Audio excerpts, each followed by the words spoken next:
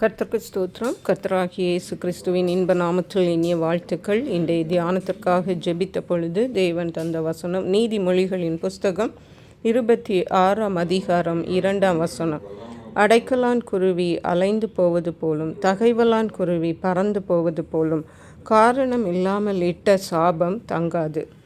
நம்முடைய கர்த்தராகிய இயேசு நம்முடைய சாபங்களை நீக்கி நம்மை விடுதலை செய்கிற தேவனாயிருக்கிறார். இது ஏனென்றால் அவர் கல்வாரி சிலுவையில் நமக்காக சாபமாக்கப்பட்டார்.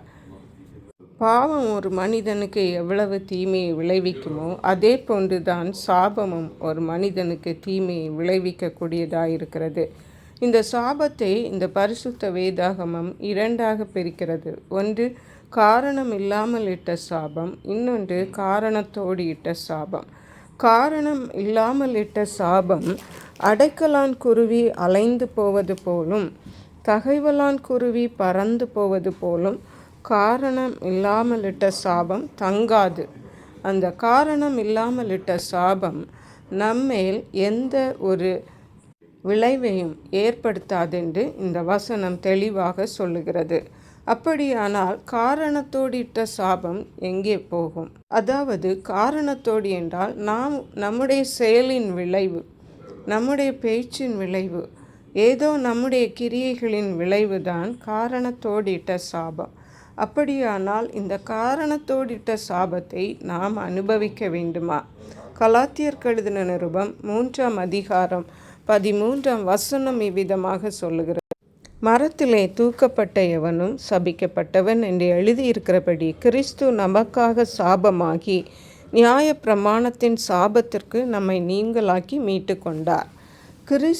இயேசு கிறிஸ்து சிலுவையிலே மரத்திலே தொங்கினார். நமக்காக மரத்திலே அவர் தூக்கப்பட்டார் என்று பார்க்கிறோம்.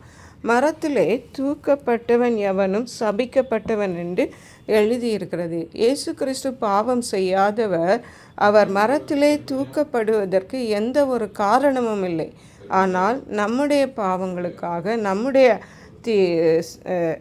நம்முடைய கிரியைகளே படி நாம் பெற்றுக்கொண்ட சாபங்களுக்காக அவர் சாபமாக்கப்பட்டார். அவர் மரத்திலே தூக்கப்பட்டார் என்று நாம் பார்க்கிறோம். சிலுவையாகிய மரத்திலே இயேசு தூக்கப்பட்டார். அப்படியாக இயேசு கிறிஸ்து நமக்காக சாபமானார். கிறிஸ்து நமக்காக சாபமாகி நியாய பிரமாணத்தின் சாபத்திற்கு நம்மை நீங்களாக்கி மீட்டு கொண்டார். நியாய பிரமாணத்தின் சாபம் என்றால் நாம் ஒரு தவறு செய்தோமென்றால் அந்த சாபம் அங்கே வந்ததென்றால் அந்த சாபம் நம்மேல் இட்டார்கள் என்றால் அது நம்மேல் தங்கி இருக்கும். அது வரும் நாட்களில் அது நம்முடைய வாழ்விலே அதன் விளைவை காண்பிக்கும். அதாவது நாம் பாவம் செய்யும் பொழுது எப்படி நாம் தண்டனைக்குரியவர்கள் ஆகிறோமோ அப்படியே நாம் பெற்றுக்கொண்ட சாபமும் அதற்கு நாம் பாத்திரவான்களாய் காணப்படுகிறோம். அப்படிப்பட்ட சாபத்தை நம்மிடத்திலிருந்து விலக்கி கொள்வதற்கு தான் இயேசு கிறிஸ்து மரத்திலே தூக்கப்பட்டு நமக்காக சாபமானார். ஆகவே இயேசு கிறிஸ்து சிலுவையில் அறையப்பட்டதினால் நாம் காரணமாக உள்ள சாபத்திற்கும் நீங்களாக்கி மீட்கப்படுகிறோம். ஆகவே இந்த நாளிலே நாம் சாபங்களினாலே தீமை நம்மை பின்தொடர்கிறதென்றால் நாம் கல்வாரி சிலுவையில் நமக்காக தொங்கப்பட்ட இயேசுவை நோக்கி பார்ப்போம். நிச்சயமாகவே நம்முடைய சாபங்கள் எல்லாம் நீங்கி தேவன் நம்முடைய வாழ்வை ஆசீர்வாதமாக மாற்றுவார். கர்த்தராகிய இயேசு கிறிஸ்துவை நம்முடைய சொந்த இரட்சகராக ஏற்றுக்கொள்ளும் பொழுது நம்முடைய பாவங்களை மன்னிப்பார், நம்முடைய சாபங்களை நீக்கி போடுவார். ஆகவே இந்த நாளிலே நம்முடைய வியாதிகளை கூட சுகமாக்குவார். ஆகவே இந்த நாளிலே நாம் ஒவ்வொருவரும் கல்வாரி சிலுவையிலே நமக்காக தொங்கப்பட்ட இயேசுவை நோக்கி பார்ப்போம். நம்முடைய சாபங்களிலிருந்து பரிபூர்ணமாக விடுதலை பெறுவோம். கர்த்தர் தாம் இந்த வார்த்தைகளை ஆசீர்வதிப்பாராக. ஜெபிப்போம். எங்களை கிருபையை நேசித்து பாதுகாத்து வழி நடத்துகிற எங்கள் அன்பின் தகப்பனே, ஆசீர்வதிக்கப்பட்ட இந்த நல்ல நாளுக்காக நன்றி. இந்த வேளையிலும் கிறிஸ்து எங்களுக்காக சாபமானதுனாலே நாங்கள் நியாயப்பிரமாணத்தின் சாபத்திற்கு நீங்களாகும்படியாக கிருபை செய்தீங்கப்பா.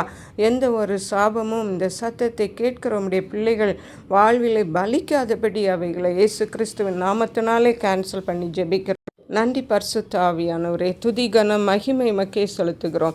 இயேசு கிறிஸ்துவின் இன்ப நாமத்தில் ஜெபிக்கிறோம் எங்கள் அன்புள்ள பரமபிதாவே, ஆமே. இயேசு கிறிஸ்துவின் சுவிசேஷம் ஒவ்வொருவரையும் சென்றடையும்படியாக இந்த செய்தியை உங்கள் நண்பர்களுக்கு அனுப்பி வைக்குமாறு தாழ்மையுடன் கேட்டுக்கொள்ளுகிறேன். கர்த்தர் தாமே உங்கள் அனைவரையும் அபரிதமாய் ஆசீர்வதிப்பாராக.